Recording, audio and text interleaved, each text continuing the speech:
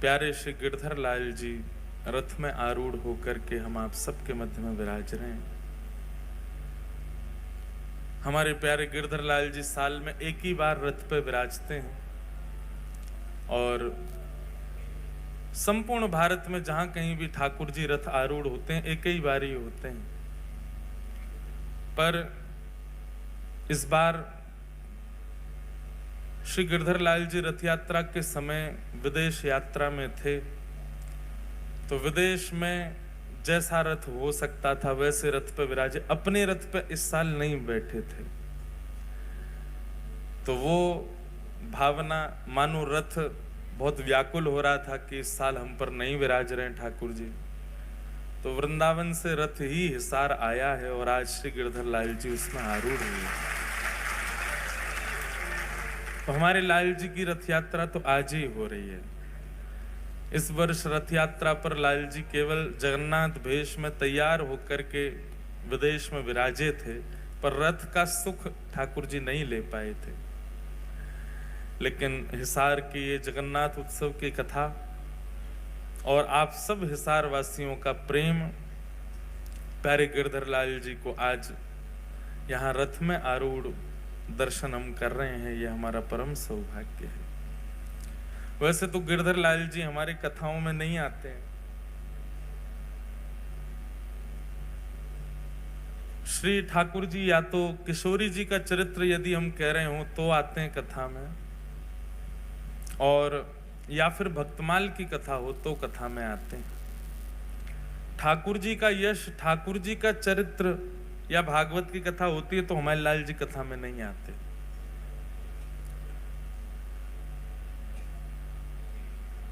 प्रेम पूर्वक बुला लो भैया, किसी को हल्ला मत करो, इधर देखो सब लोग। तो आज गिरधर लाल जी निश्चित ही विराजमान हुए हैं, तो आज भक्त चरित्र ही कहेंगे। आज ठाकुर जी की महिमा कम कही जाएगी। अच्छा एक बात बताओ, ठाकुर जी की महिमा होती कैसे है? भक्तन से ही ठाकुर जी की महिमा है। ठाकुर जी की अपनी कोई महिमा नहीं। आप भक्तवत्सल हैं, आप करुणा निधान हैं, आप दीनानाथ हैं, वैसे ही ठाकुर जी वो कैसे हैं? भक्तन की वजह से।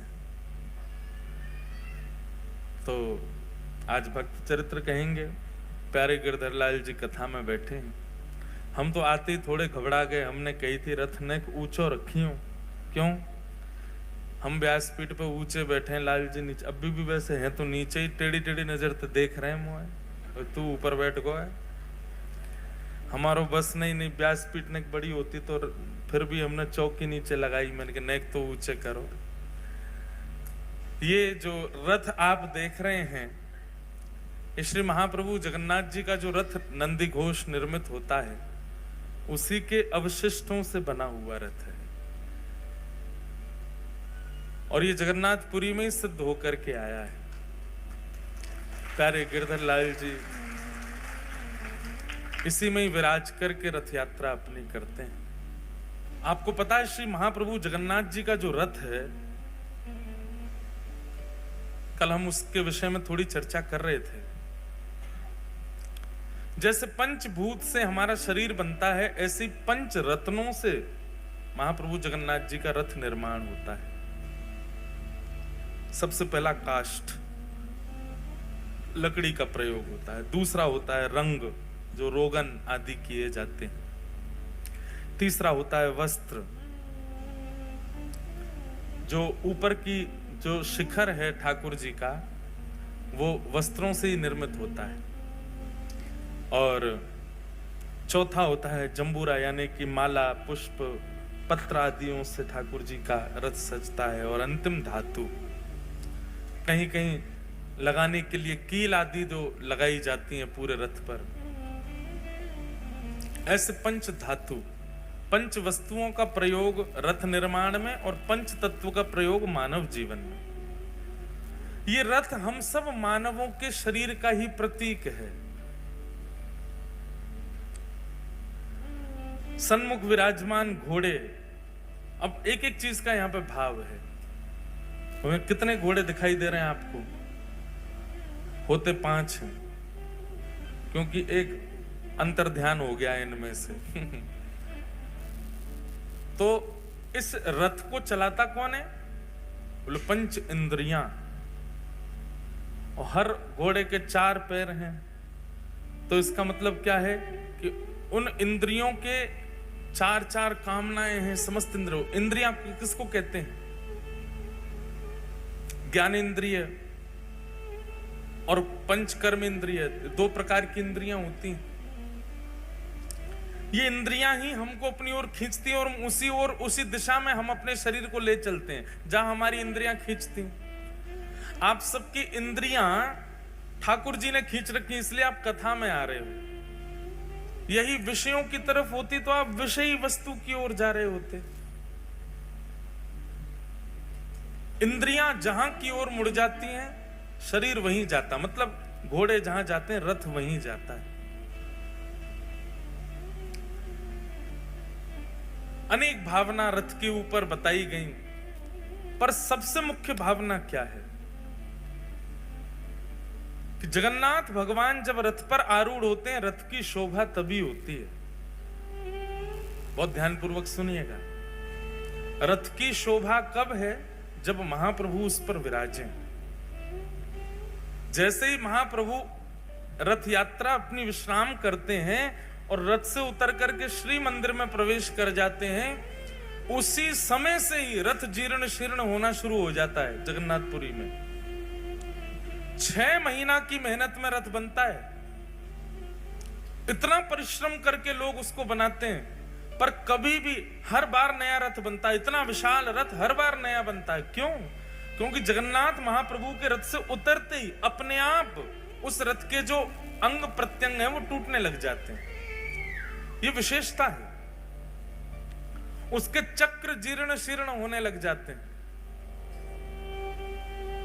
कई राजाओं ने, कई बड़े बड़े उद्योगपतियों ने प्रयास किया कि श्री महाप्रभु जगन्नाथ जी के रथ को हम अपने शहर ले आएं, कहीं शो पीस में रखें, कहीं उसको सजा करके रखें। अगर इस प्रकार हो तो कितने रथ अभी तक ठाकुर जी हजारों वर्षों से रथ यात्रा कर रहे हैं, कितने रथ निर्माण हुए, कहां चले जाता है इतना बड़ा रथ? उसी दिन से ही टूटना, अपने आप टूटना लग जाता है। ये विशेषता है जगन्नाथ जी के रथ की। मानो मुझे और आप, हम सबको संकेत कर रहे हैं ठाकुर जी, मेरे धारण करने पर ही शरीर रूपी रथ की महिमा है। इस शरीर रूपी रथ की योग्यता है।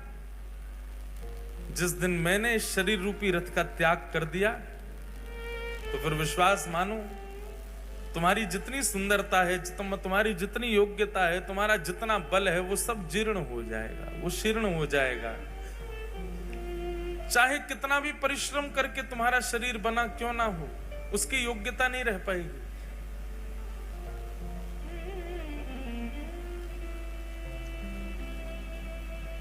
एक बार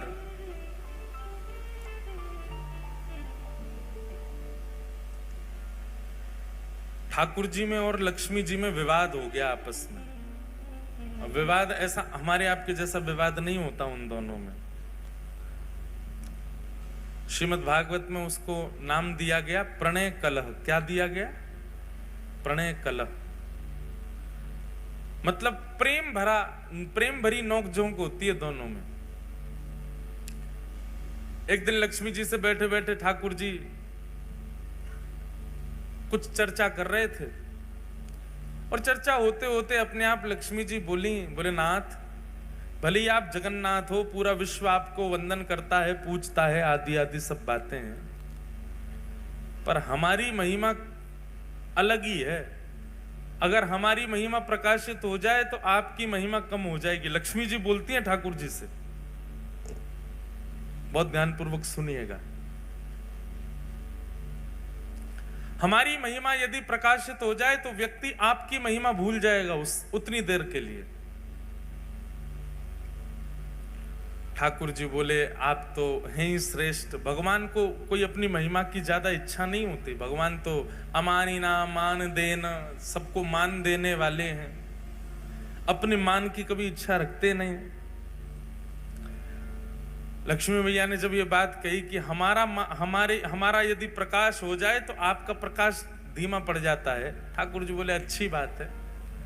लेकिन लक्ष्मी जी मानी नहीं, बोले नहीं मैं प्रमाणित करके बताऊंगी। अभी तो आपने ऐसे सहज में बोल दिया अच्छी बात है, मैं प्रमाणित करके दिखा दूंगी कि जहां मेरा प्रकाश हो जाता है वहां लोग आपकी महिमा भूल जाते हैं। भगवान बोले नहीं आवश्यकता नहीं, बोले नहीं आवश्यकता, मैं तो करके दिखाऊंगी। तो ठीक है। एक व्यक्ति की शव यात्रा जा रही थी, सब लोग उस शव को लेकर के जा रहे हैं। राम नाम सत्य है, गोविंद नाम सत्य है, गोपाल नाम सत्य है। लक्ष्मी जी ठाकुर जी से बोली देखो आपकी महिमा, सब जा रहे हैं लेकर के ठाकुर जी को, सब लेकर के जा रहे हैं उस शव को, आपकी महिमा गाते हुए जा रहे हैं। देखो अब मैं अपना प्रकाश कर दूं, बोले करो। इतने में ही लक्ष्मी ने धन वर्षण कर दिया, आगे सोना चांदी गिरने लगे, आकाश में वर्षा हुई, सोने के सिक्के गिरे। जैसे सोना का सिक्का गिरे, महाराज जितनी शव यात्रा में चल रहे थे भगवान नाम गाते हुए, सब दौड़े जाकर के सिक्का बटोरने लगे। 4 लोग रह गए केवल वो अर्थी पे। उन 4 के मन में आया, बोले कि भैया इतना सारा धन गिर रहा है, राम नाम सत्य बोलना तो सब भूले ही गए। अर्थी वालों ने भी सोचा थोड़ी बहुत देर की वर्षा है, इकट्ठा कर लें, फिर तो पिताजी को ले ही जाना है शमशान। उन्होंने अर्थी नीचे धर दी, वो भी दौड़े, उन्होंने भी जाके सिक्का बटोरे, जेब में भर लिए अपने। लक्ष्मी जी बोली ये है मेरी महिमा। अंत काल में किसी को लेकर के जा रहे हैं, आपका नाम गाते हुए जा रहे हैं, लेकिन मेरी महिमा के आगे देखो आपके नाम की महिमा भी फीकी पड़ गई। ठाकुर जी जगन्नाथ जी मंद मंद मुस्काए, मंद मुस्कुरा करके बोले सुनो देवी, ये सब तो भगे, वो अर्थी वाला क्यों नहीं भगा? जय हो पधारो। वो अर्थी वाला क्यों नहीं भगा? ये सब तो भागे हैं, वो एक व्यक्ति क्यों रह गया? महिमा है तो सब पे होनी चाहिए, आपकी सब पे बरसनी चाहिए। लक्ष्मी जी बोली उसके अंदर प्राण नहीं है। बोले प्राण नहीं, उसके अंदर मैं नहीं। प्राण कौन है, आत्मा कौन है? बोले मेरा ही तो स्वरूप है। आपकी महिमा भले ही होगी, पर आपको पाने भी व्यक्ति तब जाएगा जब मैं चित्त में हूं। मैं ही नहीं रहूंगा तो वो आपके पास भी नहीं जा सकता। ये वास्तव में लक्ष्मी जी आपकी महिमा नहीं है, ये तो मैं अपनी पत्नी को जहां देखता हूं तो मेरे मन में भाव आ जाता है कि ओहो ये बेचारी यहां पड़ी हैं, यहां रखी हैं, यहां व्यवस्थित हैं, इनको उठा लो। लेकिन जब मैं ही त्याग देता हूं तो फिर आपकी महिमा कैसे बढ़े? लक्ष्मी जी चरणों में गिर गई, कान पकड़े, बोले सॉरी, हमको क्षमा कर दो।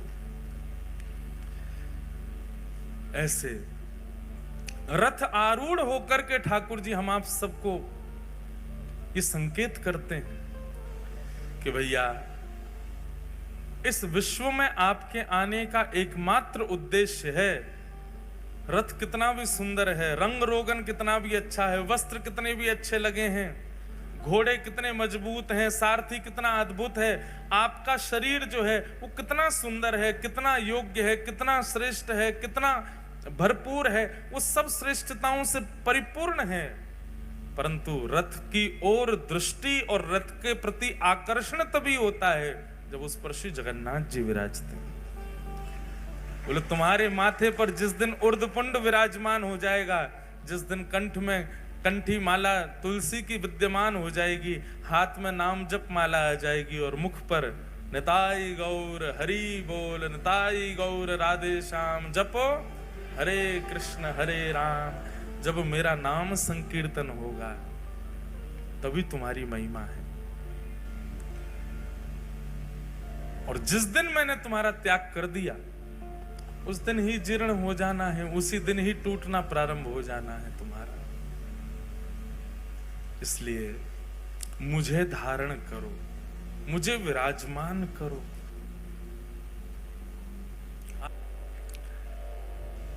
श्री जगन्नाथ जी के 4 द्वार हैं। उत्तर द्वार, दक्षिण द्वार, पश्चिम द्वार और पूर्व द्वार है। इन द्वारों के भी अपने अपने महत्व हैं।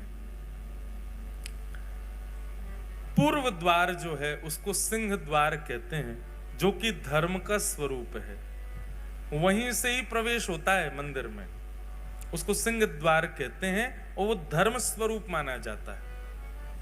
आपने देखा होगा कि सिंह, जो लोग गए जगन्नाथपुरी, सिंह द्वार से जब मंदिर में प्रवेश करते हैं तो सिंह द्वार में श्री पतित पावन भगवान विराज रहे हैं। जैसे ही आप भीतर प्रवेश करोगे, द्वार में प्रवेश करते ही इधर मतलब ऐसे जाओगे तो आपके दाहिनी ओर भगवान जगन्नाथ जी का एक स्वरूप होगा, छोटा सा। वो साक्षात जगन्नाथ जी, उनका नाम है पतित पावन भगवान। क्या नाम है? पतित पावन। उनके वहां विराजने के कई कारण हैं। मुख्य कारण तो यह है कि जगन्नाथ भगवान इतने दयालु हैं, इतने कृपालु ठाकुर जी हैं। उनको लगता है कि भाई भीतर आने में, मेरे दर्शन करने में बहुत समय लगता है, इतनी भीड़ होती है। और कोई व्यक्ति, कोई भक्त यदि अपने कार्य में व्यस्त है और वो जल्दीबाजी में मेरा दर्शन नहीं कर पा रहा है, तो उसके लिए ठाकुर जी द्वार पे ही बैठे, वहीं से देख के चला जाए। पतित पावन भगवान के दर्शन का फल साक्षात जगन्नाथ जी के दर्शन का फल है।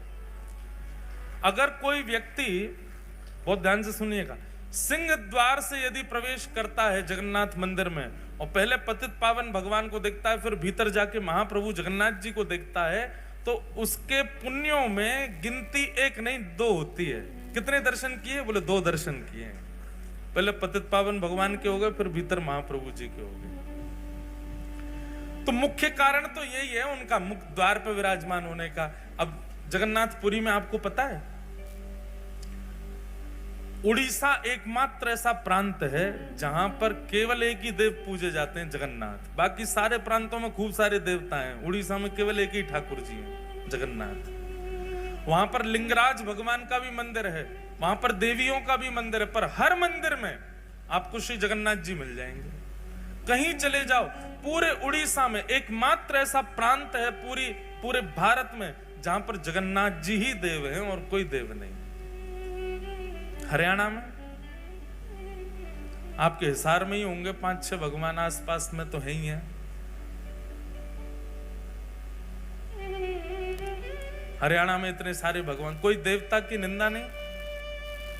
भारत में इतने सारे देवों के मंदिर हैं, पर उड़ीसा में महाप्रभु जगन्नाथ। वहां पर विवाह होता है ना, हमारे यहाँ विवाह में अच्छी कैटरिंग वाले मंगाए जाते हैं, अच्छे भोजन बनाने वाले बुलाए जाते हैं। पर श्री जगन्नाथपुरी में सबसे बड़ा जो ब्याह होगा उसमें महाप्रसाद आता है। महाप्रसाद ही पाते हैं सारे, बाराती हो, घराती हो। और महाप्रसाद का नियम है, वो टेबल पर नहीं पाया जाएगा, उसको आसन पर बैठ के नहीं पा सकते। मतलब चाहे जितने लाख का तुम सूट पहन के आए हो, ब्याह में महाप्रसाद ही पाना, और महाप्रसाद नीचे बैठ के ही पाना है। उसी को पा करके सब लोग आनंदित होते हैं। तो जगन्नाथपुरी में विवाह तब तक संपन्न नहीं होता जैसे बड़े बूढ़ों का ब्याह होना चाहिए, बड़े बूढ़ों का आशीर्वाद मिले तब ब्याह संपन्न। ऐसे जगन्नाथपुरी में वर और वधू जो है, वो जब तक श्री जगन्नाथ प्रभु को देख ना लें तब तक उनका विवाह संपन्न नहीं होता। अब विवाह बहुत बड़े ऊंचे स्केल पे हो रहे हैं, बहुत व्यस्तता हो जाती है, भागदौड़ बहुत होती है, तो बेचारे दोनों वर वधू बाहर से पतित पावन भगवान को देख के वहीं माला पहना देते हैं। दूसरा पतित पावन भगवान के बाहर विराजने का स्वरूप यह है कि जब म्लेच्छों ने भारत में आक्रमण किया और मंदिर ध्वस्त करने लगे, तो नियम बना दिए मंदिरों में कि भाई जो वैष्णव नहीं है, जो हिंदू नहीं है, उनको मंदिर में प्रवेश नहीं करने दिया जाएगा। और इसका कट्टर नियम तो श्री जगन्नाथपुरी में ही हो गया। वहां पर हिंदुओं को ही प्रवेश रहता है। लेकिन महाप्रभु श्री जगन्नाथ जी के तो अनेक विदेशी भक्त भी हैं, अनेक ऐसे भक्त हैं जो म्लेच्छ भी हैं। सालबेग वही म्लेच्छ था। और जब से श्री चैतन्य महाप्रभु और गौड़िया वैष्णव परंपरा इनका तो दो ही इनके प्रमुख स्थान है, या तो वृंदावन या फिर जगन्नाथपुरी। तो गौड़िया वैष्णव परंपरा में तो अंग्ल देश के बहुत लोग हो गए, जगन्नाथ भगवान को सर्वस्व मानते हैं। उनके लिए महाप्रभु श्री जगन्नाथ जी पतित पावन रूप में बाहर ही बैठ गए, यही दर्शन कर लो हमारा। ऐसा शास्त्रों में वर्णन है, ऐसा जगन्नाथ जी की महिमा में भी लिखा है कि यदि कोई व्यक्ति पतित पावन भगवान का दर्शन किए बिना जगन्नाथ जी का दर्शन कर ले तो उसके पुण्य में 0 दर्शन काउंट होता है, दर्शन हुआ ही नहीं है उसको। लेकिन पतित पावन भगवान का दर्शन करके महाप्रभु को देखे तब उसके परिपूर्ण दर्शन माने जाते हैं। तो सिंह द्वार ये पूर्व द्वार है, इसी को धर्म द्वार कहा जाता है। दूसरा पश्चिम द्वार, इसको व्याघ्र द्वार कहा जाता है। इस द्वार से प्रवेश करने से कामनाओं की पूर्ति होती है, क्योंकि एक काम द्वार है। यदि किसी व्यक्ति की कोई कामना है तो वो पश्चिम द्वार से श्री जगन्नाथ जी का दर्शन करने के लिए जाए।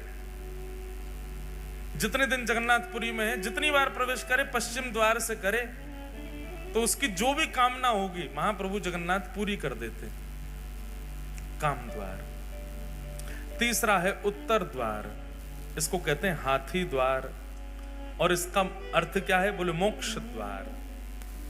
इस द्वार से प्रवेश करना और दर्शन करके निकलने से ये मोक्ष द्वार है, इससे मुक्ति की प्राप्ति होती है। और दक्षिण द्वार अश्व द्वार है। अश्व द्वार, इस द्वार से प्रवेश करके दर्शन करने जो व्यक्ति जाता है उसको अर्थ की प्राप्ति होती है, धन मिलता है। पर हरि नाम जिसके चित्त में है, हरि जिसके भीतर विद्यमान है, वो किसी भी द्वार से प्रवेश कर जाए उसको चतुर्विध पुरुषार्थ नहीं मिलता है। जैसे जिसके चित्त में कामना नहीं है, जिसके चित्त में मोक्ष की इच्छा नहीं है, जिसके चित्त में अर्थ की कामना नहीं है, वो किसी भी द्वार से प्रवेश कर जाए, उस द्वार की महिमा जाने बिना प्रवेश कर जाए तो उसको पंचम पुरुषार्थ की प्राप्ति होती है। पंचम पुरुषार्थ क्या है? प्रेम। श्री जगन्नाथ जी उसको प्रेम प्रदान करते हैं। इस प्रकार महाप्रभु श्री जगन्नाथ जी के ये 4 द्वार हैं। इन 4 द्वारों से श्री जगन्नाथ जी के दर्शन करने को वैष्णव जन प्रवेश करते हैं, दर्शन करने भीतर जाते हैं। महिमा बहुत सारी है, सब प्रकार के तीर्थ अंदर विद्यमान हैं। महाप्रभु जगन्नाथ जी के समस्त देवी देवता अंदर ठाकुर जी के पास बैठे हैं। फिर आज क्या है? एकादशी।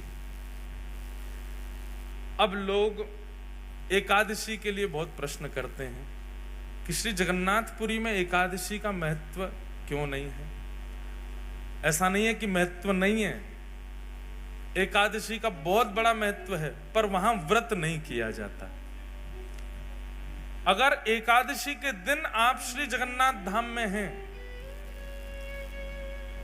तो उस दिन स्कंद पुराण में कहते हैं बाकी के दिन महाप्रसाद पाओ पेट भर के, लेकिन एकादशी के दिन महाप्रसाद पाओ आकंठ, गला आपका यहां तक भर जाना चाहिए, जितनी भूख लगे वहां से ज्यादा पाओ। क्यों? बोले एकादशी के दिन जगन्नाथ भगवान के नेत्र 1-1 फीट और बड़े हो जाते हैं, आंख खोल के देखते हैं आज मेरा प्रसाद कौन नहीं पा रहा है, वादना तो ठाकुर जी और ध्यान से देखे।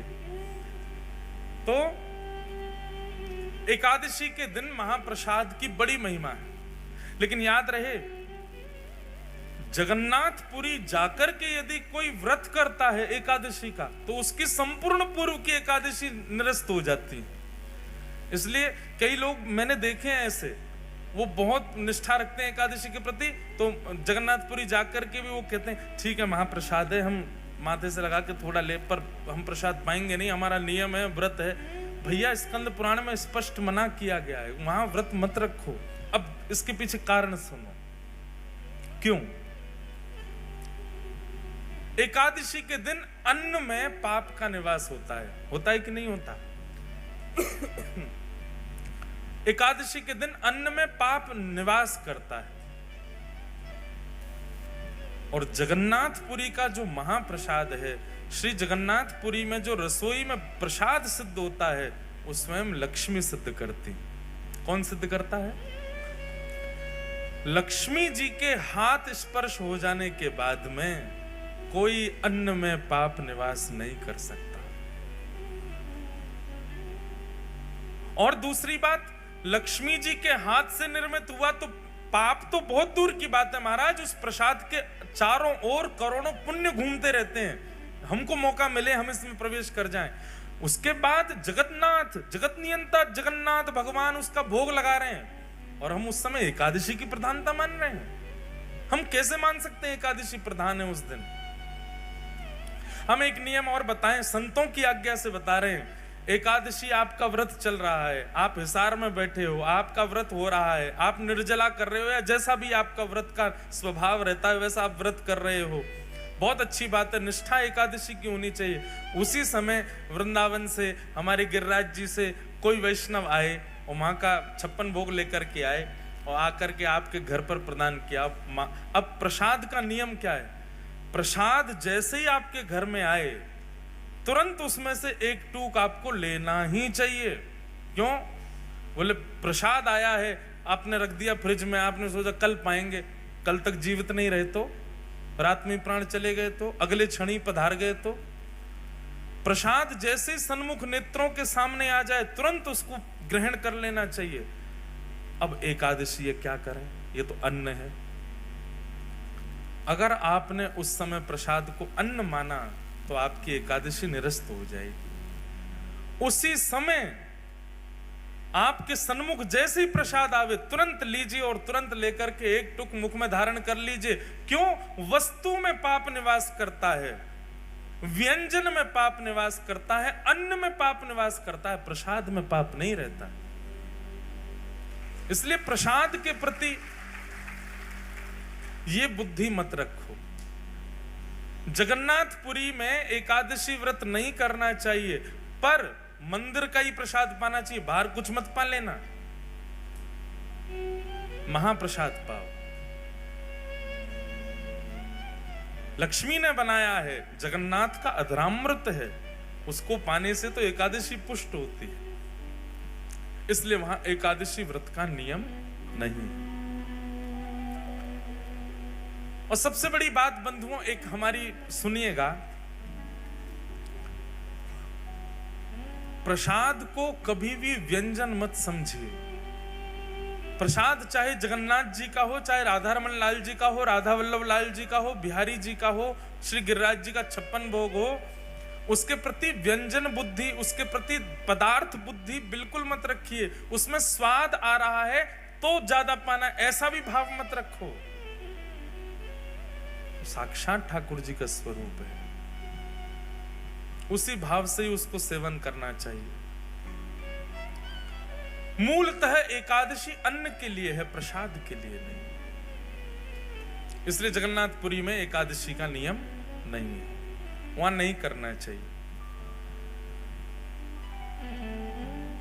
कई कथाएं आती हैं, जिन जिन लोगों ने एकादशी नियम रखने का प्रयास भी किया, श्री जगन्नाथ जी ने उनको तुरंत ही अवगत भी करा दिया कि भाई तुम यहां एकादशी मत करो, एकादशी करनी है दुनिया में करो।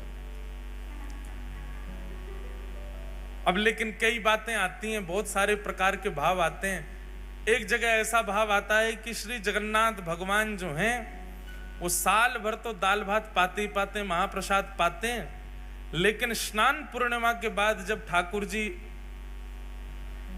अस्वस्थ हो जाते हैं 15 दिन के लिए, रथ यात्रा से पहले श्री जगन्नाथ भगवान अस्वस्थ होते हैं, तो 15 दिन ठाकुर जी महाप्रसाद का भोग नहीं लगाते, तो मतलब अपनी साल भर की जितनी एकादशी ठाकुर जी तभी कर लेते हैं। अपनी सबरी एकादशी ठाकुर जी उन्हीं दिनों में ही कर लेते हैं। मतलब जब श्री जगन्नाथ भगवान अस्वस्थ अवस्था में होते हैं और यदि किसी व्यक्ति का जगन्नाथपुरी में अनेक एकादशियां व्यतीत हुई हैं, ऐसे व्यक्ति को उन 15 दिनों तक उसको भी व्रत नियम करना चाहिए, क्योंकि जगन्नाथ जी प्रसाद नहीं पा रहे हैं तो हम भी नहीं पाए, हमारी भी एकादशी पुष्ट हो जाए उसी में, ऐसी भी भावना है। अस्वस्थ क्यों होते हैं श्री जगन्नाथ भगवान? भगवान को कभी अस्वस्थता हो सकती है? श्री ठाकुर जी के ऊपर कभी किसी भी प्रकार की अस्वस्थता का भाव कैसे आ सकता है? वो साक्षात महाप्रभु हैं। तब प्रसंग सुनाया जाता है भक्त श्री माधव दास जी का। श्री जगन्नाथ भगवान के परम वैष्णव भक्त हुए श्री माधव दास। बहुत सुंदर चरित्र है। कन्नौज के एक विप्र कुल में जन्म हुआ श्री माधव दास जी का। और ध्यान पूर्वक सुनो। जिनको कथा पता है अच्छी बात है, जिनको नहीं पता है वो सुनो, जिनको पता है वो फिर से सुनो।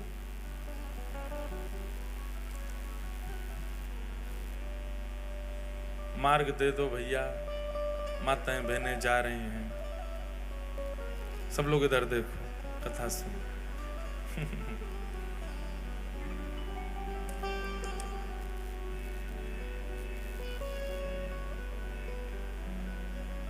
कथा से कोई जाता है तो मन तो होता है कि इनको पकड़ के बैठा दें, पूछ लें भैया क्यों जा रहे हो, पर सबके अपने अपने काम होते हैं। लेकिन फिर मन में बात आती है कि भाई 7 दिन की कथा हो तो ठीक भी लगे, 4 ही दिन को आए फिर भी जा रहे हो, अब तो बैठ जाओ, अब मत उठना कोई। हाँ, अब जो उठ गए वो चले जाओ, जो नहीं उठे वो बैठे रहना। ध्यान से सुनो। श्री गिरधर लाल जी रथ में बैठे हैं आप लोगों के लिए, इसलिए भाव से कथा सुनो। बोलो गिरधर लाल प्यारे की। कन्नौज के विप्र कुल में जन्म हुआ किनका? माधव दास। श्री माधव दास जी का चरित्र आता है कि आप बड़े विद्वान थे, आपका विवाह हुआ और विवाह के उपरांत आपकी पत्नी ने एक पुत्र को जन्म दिया। बालक का जन्म होते ही किसी कारण से पत्नी की मृत्यु हो गई और पत्नी की मृत्यु होने पर पूरा घर बड़ा उदास, निराश, हताश हो गया। माधव दास जी ने संस्कार आदि किए और उसके बाद ऐसी विरक्ति आई माधव दास जी को। विरक्त तो पहले से ही घर वालों ने ब्याह करा दिया था, विरक्ति तो उनके चित्त में थी, परंतु पत्नी की मृत्यु से अब और ज्यादा उनकी विरक्ति जो है वो प्रगाढ़ हो गई। उन्होंने मन में विचार कर लिया कि अब सब तज हरि भज, सब छोड़ छाड़ के ठाकुर जी को भजेंगे। एक बात कहें बंधुओं, माधव दास जी के चरित्र में नहीं कह रहा हूं, अपने विषय में, हम आप सब लोगों के विषय में कह रहा हूं कि हम प्रतीक्षा क्यों करते हैं कि जब कुछ घटना घटे तो ही हम ठाकुर जी के शरणागत हों। प्रतीक्षा मत करो घटना की। वास्तव में कोई घटना होने के बाद, ठोकर लगने के बाद या फिर किसी प्रकार की स्थिति आने के बाद जब हम भगवत सन्मुख होते हैं, ठाकुर जी को अच्छा तो लगता है पर उतना प्रिय नहीं लगता। लेकिन कोई व्यक्ति सर्व व्यवस्था होने के बाद भी, सब कुछ सुमंगल होने के बाद भी ठाकुर जी को शरणागत हो जाता है, तब ठाकुर जी को बहुत प्रिय लगता है। तब लगता है ठाकुर जी को, हाँ ये प्रेम मेरे लिए वास्तविक है। कोई व्यक्ति आपसे प्रेम इसलिए कर रहा है क्योंकि उसका मन नहीं लग रहा। कोई व्यक्ति आपसे प्रेम इसलिए कर रहा है क्योंकि उसके प्रेम के पीछे एक कारण विद्यमान है, एक कारण है जिसके कारण वो आपसे ब्याह कर रहा है। जैसे कि विवाह संबंधों में भी अगर कन्या ने आपसे विवाह किसी कारण से किया, चाहे आपके धन के लिए किया, चाहे आपकी संपत्ति के लिए किया, चाहे किसी और कारणों से किया, तो कारणों से हुआ संबंध आपको पता लगने पर इतनी प्रसन्नता नहीं होती, क्षोभ होता है चित्त में। ऐसे ठाकुर जी जब अपने शरणागत को देखते हैं तो शरणागत को देख करके ठाकुर जी तुरंत नेत्र बंद करके विचार करते हैं कारण क्या है इसकी शरणागति का। और जब कारण ठाकुर जी को पता चलता है, ओहो जीवन में दुविधा है, सब जगह ठोकर खा खा के बेचारा परेशान हो गया है, सब जगह विश्वास करके देख लिया लेकिन फिर भी इसको अविश्वास मिला है, सब जगह से ऐसा हो करके अंत में मेरे शरण में आया। तो ठाकुर जी मुस्कुराते तो हैं पर प्रसन्न नहीं होते। लेकिन कोई व्यक्ति बिना किसी कारण के ठाकुर जी के सन्मुख चला जाए बिना किसी कारण के ठाकुर जी का हो जाए वो अति प्रिय होता है। अकारण प्रेम करो, अहेतुकी भक्ति करो ठाकुर जी की। किसी घटना की प्रतीक्षा मत करो कि वो हो तो ही हम ठाकुर जी के सन्मुख जाएं। अब घट गई है, उसके बाद आ चुके तो अब बुरा नहीं मानो, अब उनके लिए माधवदास जी की कथा सुनो। तो माधवदास जी का जीवन कैसा, वो तो पहले से ही शरणागति चाहते थे, पर घर वालों के कारण ब्याह किया। पुत्र का जन्म हुआ, पत्नी मर गई, सब छोड़ करके शरणागति लेना चाहते थे ठाकुर जी की, पर तभी अपने छोटे बालक को देखा। और घर वाले भी कहते थे अब ये इसका पालन पोषण कौन करेगा, इसका बेचारे का क्या अपराध, इसका क्या दोष, ये कैसे रहेगा। तो माधवदास जी का एक सूक्ष्म ममत्व उसके प्रति होने लगा, उसको अपने चित्त से लगा करके रखते। सोचते तो थे क्या करूं, घर वाले कहते एक और ब्याह कर लो। बहुत पीछे पड़ने लगे घर वाले, तो माधवदास जी ने एक दिन कह दिया, आप सब लोग जो मेरे पीछे पड़े हैं कि ब्याह कर लो ब्याह कर लो, मुझे आप सब आश्वासन दे दीजिए और आश्वासन करते हुए ये बता दीजिए कि अब मेरा जिससे ब्याह होगा वो कभी नहीं पधारेगी और उससे होने वाली संतान भी कभी नहीं पधारेगी, तो मैं ब्याह करूंगा। सारे रिश्तेदार पीछे हो गए, ये कैसी बात है, ये कैसी बात है। बोले नहीं, आप कह दो कि वो नहीं मरेगी तो मैं ब्याह कर लूंगा। कोई भी इस बात पर लिखने को राजी नहीं हुआ। माधवदास जी बोले तो फिर मैं ब्याह नहीं करूंगा। रही बात इस बालक की, तो मैं इसका पोषण करूंगा। माधवदास जी उस बालक को लिए घूमते रहते। एक दिन एक बगीचा में आप बैठे थे, बालक गोद में था, मन में सोच रहे थे कि और कोई उपाय नहीं है क्या ब्याह के अलावा इस बालक के पोषण का, जिससे मैं शरणागति ग्रहण कर लूं। ये चिंतन उनका चलता ही रहता था। तभी आपने क्या देखा, सामने वृक्ष पर एक घोंसला है, उस घोंसले में से एक चिड़िया का एक अंडा छोटा सा जोर से हवा चलने पर नीचे गिरा। और जैसे ही वो नीचे गिरा, माधवदास जी उसको देख रहे थे। माधवदास जी उठ करके उसको बचाना चाहते थे, पर तभी क्या देखा, नीचे सूखे पत्तों का ढेर था और वो अंडा आकर के उस पर गिरा और बच गया। कोई उसकी दुविधा नहीं हुई। थोड़ी धमक लगने पर अंडा फूट गया, उसमें से बालक बाहर आ गया। वहीं के कीड़े मकोड़े जो थे उनको चुग करके पाने लगा। माधवदास जी के मन में बात आई, बोले हम बेफिजूली की चिंता करते हैं कि इसको कौन पालेगा, इसको कौन रखेगा, इसको कौन संभालेगा। सबका रक्षक जगन्नाथ है तो वो सबको संभालता है। मैं तो दौड़ा था कि मैं अंडा पकड़ दूं, लेकिन नीचे ठाकुर जी ने पहले ही किसी के द्वारा पत्तों का ढेर रखवा रखा है, उस पर गिर करके वो बालक बच गया। और उसके बाहर आते ही उसको प्रसाद भी मिल गया, उसको अपना भोजन पेट भरने के लिए सामग्री भी मिल गई। ना तो इसकी मां इसके पास है, ना इसके पिता इसके पास है, इसका पालन भी तो हो रहा है। कौन कर रहा है? बोले जगन्नाथ कर रहा है। मैं क्यों चिंता करता हूं अपने बालक की। और उसी समय अब देखो, संसार की दृष्टि में इसको गलत माना जाएगा। इसमें क्या माना जाएगा? अपने कर्तव्य से भाग गया। पर वैष्णव दृष्टि में जब विश्वास प्रगाढ़ हो जाता है ना, तो व्यक्ति सब त्याग ही देता है।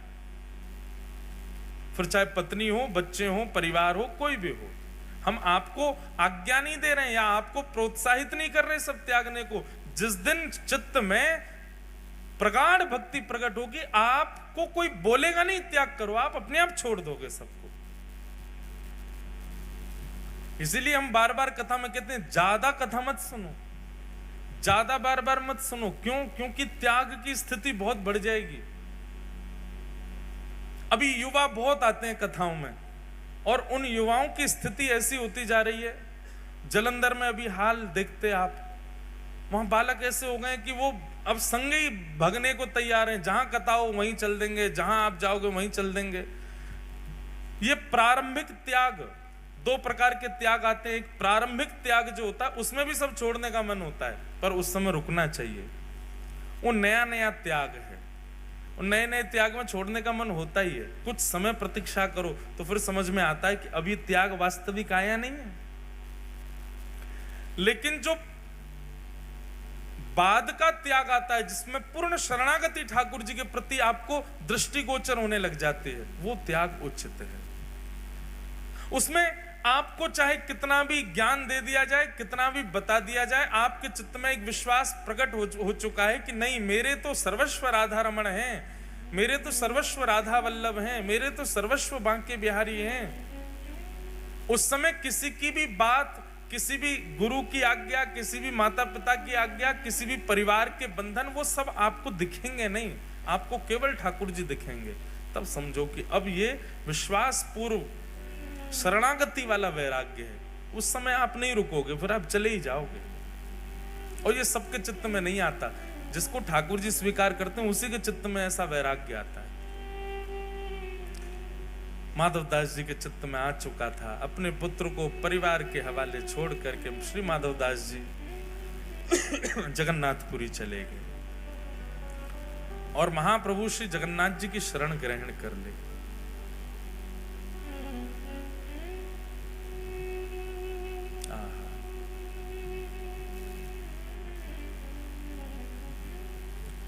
गिरधर ही गुणगान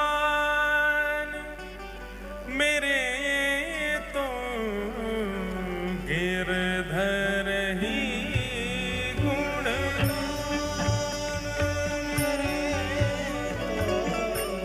गिरधर ही गुणगान मेरे तो गिरधर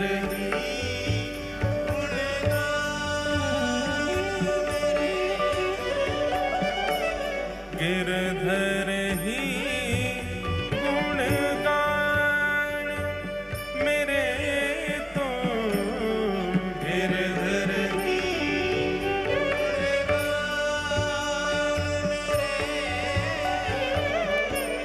यह मूरत खेलत नैनन में, सब लोग गाओ।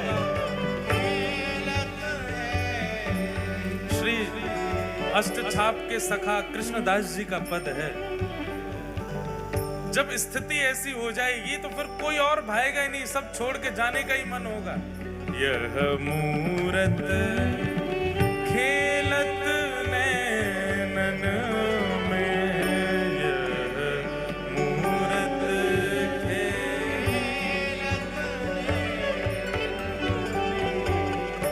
यही हृदय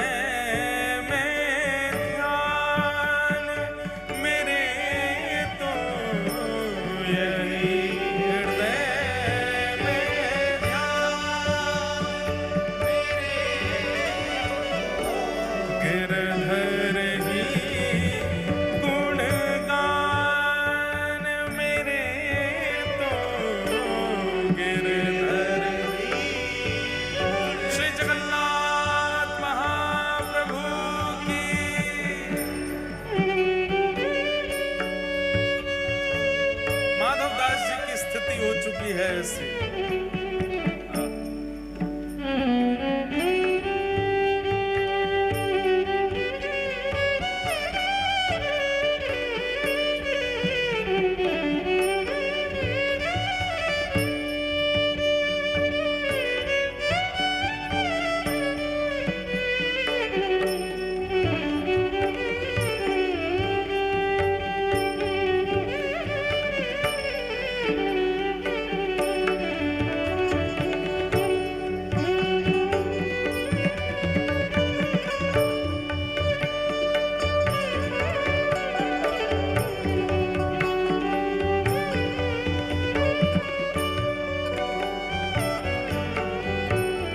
सब लोग शब्द सुन करके गाना मेरे साथ। चरण रेणु चाहत मन मेरो, चरण रेणु चाहत मन मेरो, चरण